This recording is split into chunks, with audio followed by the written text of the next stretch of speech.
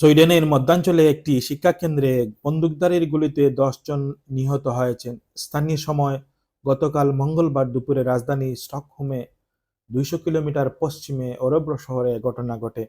Police বলছে school ক্যাম্পাসগুলির ঘটনায় 10 জনের মতো নিহত হয়েছেন।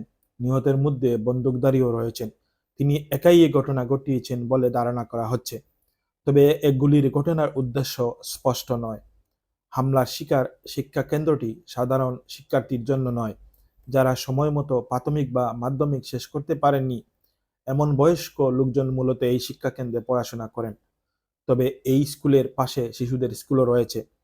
প্রথমে পুলিশ এ ঘটনাকে হত্যাচেষ্টা, অগ্নিসংযোগ এবং অস্ত্র সংক্রান্ত গুরুতর অপরাধ মন্তব্য করেছিল এবং নিরাপত্তার খাতিরে আশেপাশের শিক্ষা প্রতিষ্ঠানগুলোর শিক্ষার্থীদের বাইরে বের হতে নিষেধ করে।